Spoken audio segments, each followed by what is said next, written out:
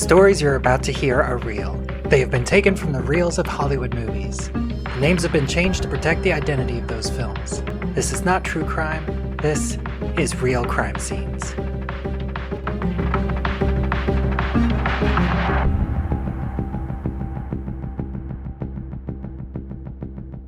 Welcome to another episode of Real Crime Scenes. I'm your host, Bubbawheat, and the story you're about to hear is a crime that occurred in a movie. The names have been changed, and additional details have been included to fill out the story and to keep the film's identity a secret. But I would love it if you would share your guesses with me on Threads and other social media where I'm at Bubbawheat, or email me at realcrimescenes@gmail.com. The answer will also be revealed in our next episode, where my guest and I will discuss the movie and the crime or crimes that were committed. So for now, here is the case of the double life of Veronica.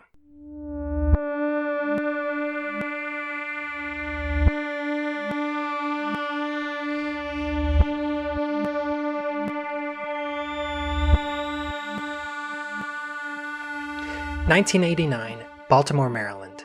Chuck Hensley was working as a police officer with his partner Eric Smith for the past 11 months.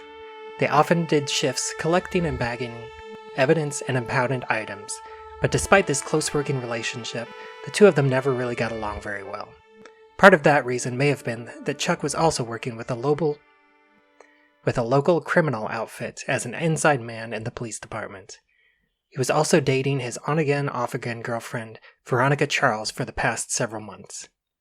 On Thursday, March 16, 1989, Chuck proposed to Veronica, and she said yes. The next day, March 17th, Hensley and his partner had just received a large amount of bonds taken from a mid-level member of the same criminal outfit that Chuck was in league with. These bonds belonged to a man named Mr. Silver, and those bonds needed to be categorized, cataloged, and placed in evidence storage. Even though Hensley had no knowledge of the raid before it happened, he was in hot water for not giving the criminal outfit a heads up. Meanwhile, his partner Smith had gone for a weekend trip down to Florida. Sunday, March 19th, several police stormed into Chuck's home armed with a warrant from an anonymous tip. Apparently, those bonds never made it to storage. After searching through his entire house, the police happened to find several of those same bonds and arrested Hensley. He was eventually convicted, sent to prison in Illinois away from the criminal outfit who suspected he may have sold them out, which is where he served a 4-year sentence. Meanwhile, Veronica was still living in her own place at the time, even though Chuck had just proposed to her, so the police believed that Hensley was acting alone, and Veronica was never involved as a suspect.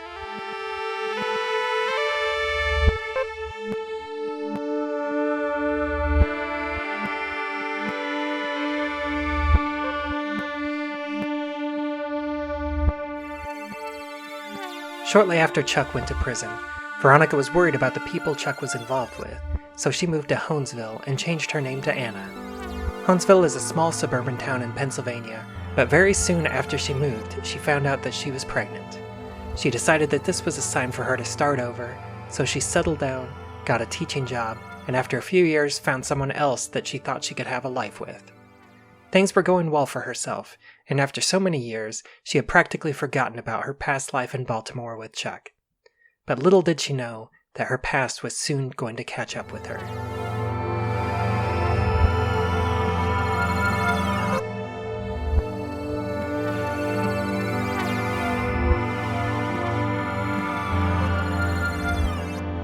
December 22nd, 1996. Veronica, now going by Anna, played Mrs. Claus in the local Christmas parade and hosted a Christmas party later that evening at her home with her daughter Caitlin and her current boyfriend. After a few hours of fun and some drinking, the crowd was thinning down, but one of the older men at the party had had a few too many drinks, and being the ever-gracious hostess, Anna offered to drive him home. Unfortunately, as he was a little drunk, Earl was a significant distraction during the drive through the forested roads that were still a little slick from the recent snowfall. Because of his distractions, she didn't see the deer that had ran across the road. It caused her to spin out and crash into a tree. Anna was able to get herself out of the car, but she passed out from a head injury, and Earl, unfortunately, didn't survive the impact.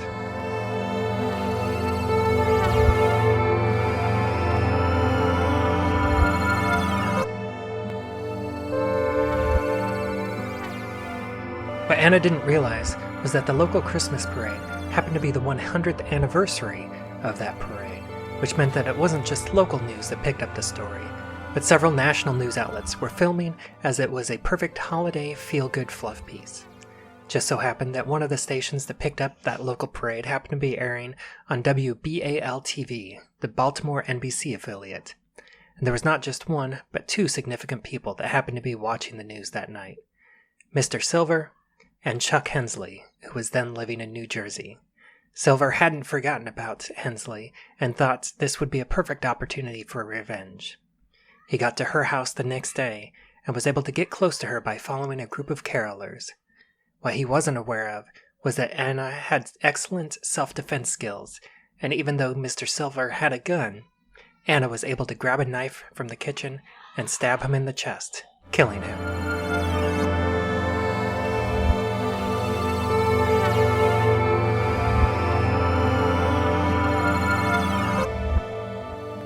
Thank you for joining me.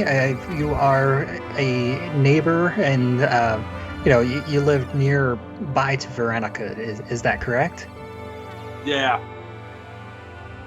So, do you remember when Veronica moved into the neighborhood? I do, and I remember when she moved out. It was hell.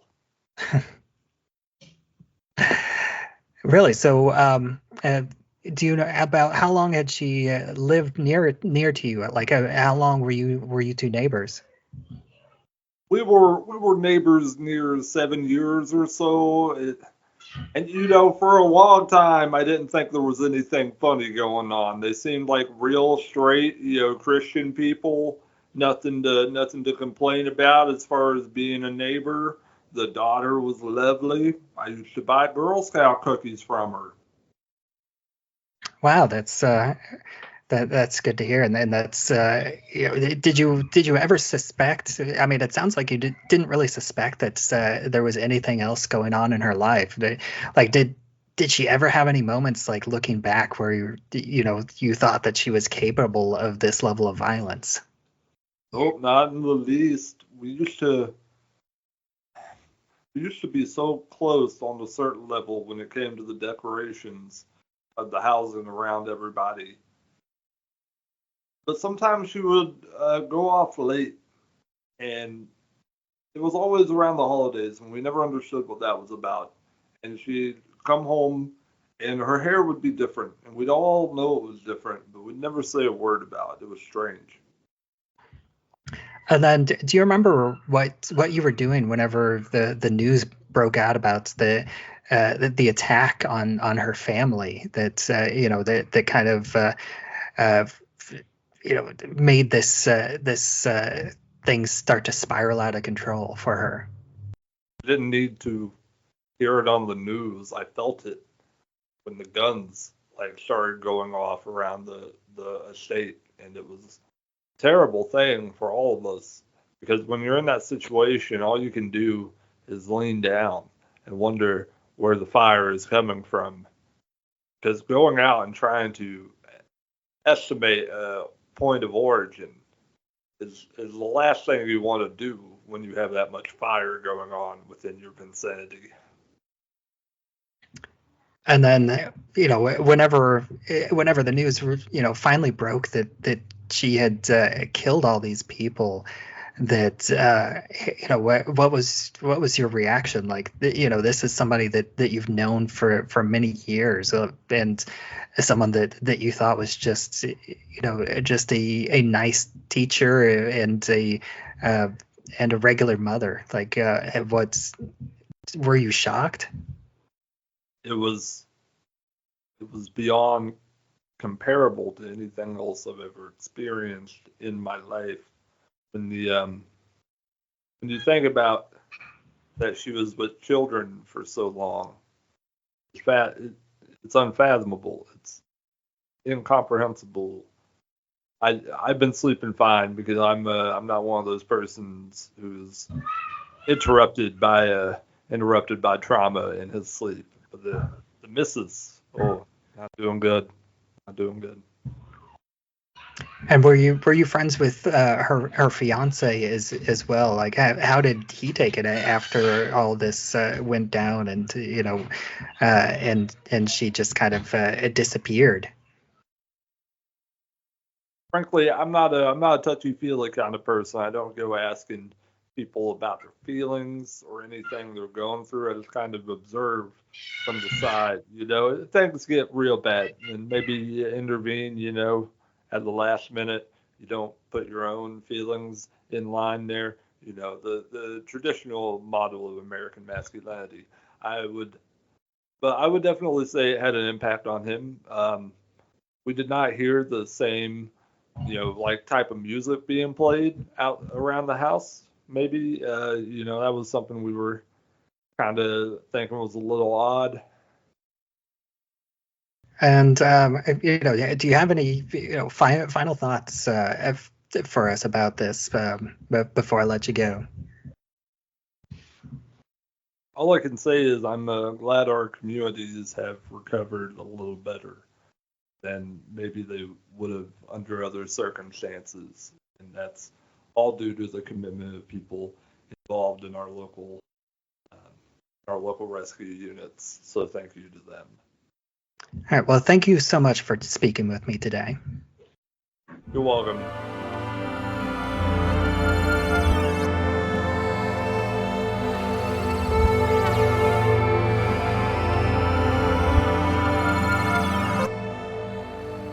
December 22nd, later that evening. Chuck arrived at Anna/Veronica's house with a plan. He would take Veronica back to Baltimore with him, where they would go to the police and testify against the outfit in order to get placed into witness protection. They left Caitlin with Anna's boyfriend and started driving south. At the first stop, they stayed in separate but adjoining rooms. Veronica was looking through the clothes that she had packed in her luggage and noticed a pocket all the way at the bottom that she hadn't thought about in years. Inside was a note and a small key. The note read, "Uncle Max, just a note to tell you, I've become engaged. Now before you spit out your dentures, Chuck, funky name, huh, is everything I dreamed of. You can reach me at his home. Happy for me? Wedding soon. Always room for one more old pig. Ha ha." Reading the note brought back memories of when she was together with Chuck, and she also remembered that the key goes to a storage locker where she had stashed the rest of those bonds for Chuck, something that he had promised they would use to use in their wedding.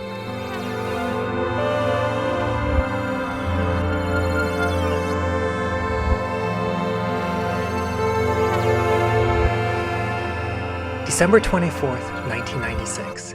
Chuck and Veronica were making a quick stop in Jersey at the train station to meet her Uncle Max, who lives not too far from there. What happened next was something straight out of an action movie. Several members of the outfit were waiting to try to get the jump on Veronica and Chuck. But Hensley was prepared, and between the two of them, they were able to shoot 3 of the criminals before they got shot themselves. Sadly, there were also 3 other bystanders who were killed, and 3 others who were wounded. Chuck and Veronica were barely able to escape, and probably wouldn't have if it weren't for Max, who showed up right as they were running out of the station. At this point, Chuck wasn't sure who he could trust, but he was willing to bet on one of his old contacts, Luke, who lived out in an old farmhouse. What he didn't bet on was that the outfit had gotten to his contact first. When they arrived, Luke greeted them at the front door and led them into his house. But when they weren't looking, he shot Max in the back, disarmed Chuck, and tied the 2 of them up in his basement. Luke was hoping that this might move him up within the outfit, but Luke wasn't exactly the brightest criminal in the bunch, and while he disarmed Chuck and searched Veronica, he neglected to search Max for weapons. After Luke left the 2 of them alone, they were able to retrieve a handgun from Max's body, and they were able to ambush Luke the next time he came down to check on them and escape.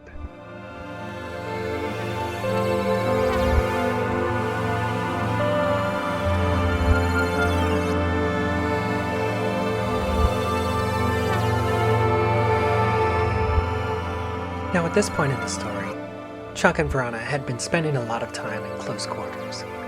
so of course that started bringing back some of the old feelings between the two of them. They stopped at yet another dive motel and began to explore some of those feelings.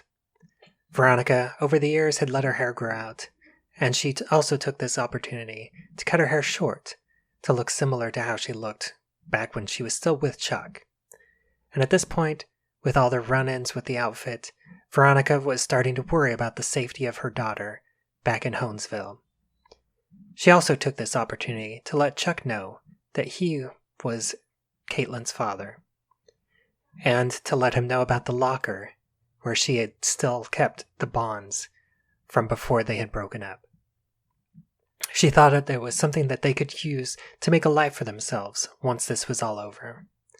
But first, they had to get Caitlin back and make sure that she was safe.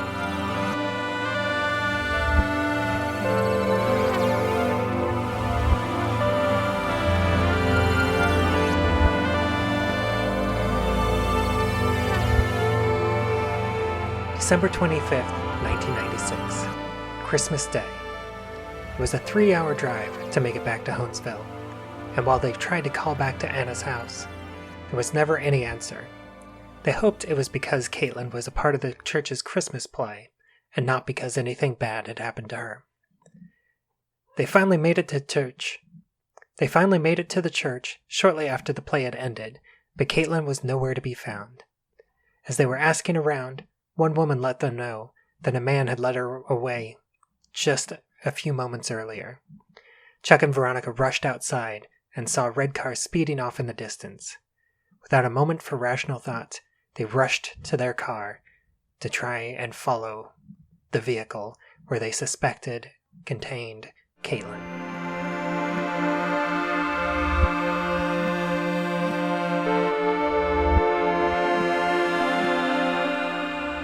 What happened next seemed like it took hours from Chuck and Veronica's perspectives, as they did their best to keep pace with the red car, catching occasional glimpses of Caitlin from the back seat, so they knew they were on the right track.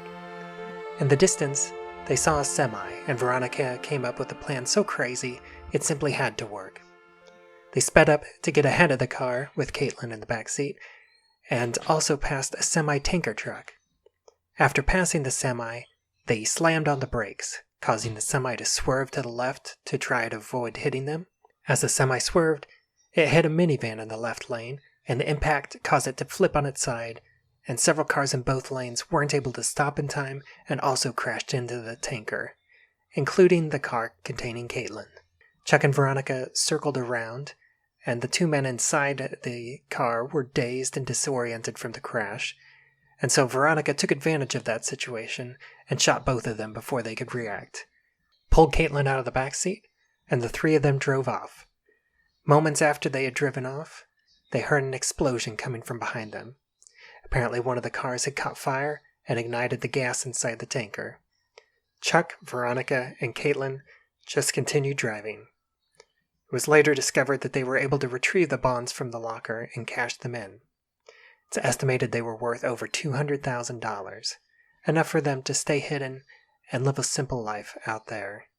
And after that, nobody knows.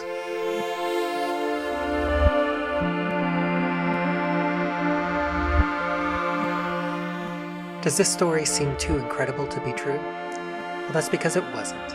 It was inspired by a Hollywood movie, only I changed several details to try and keep the identity of that movie a secret.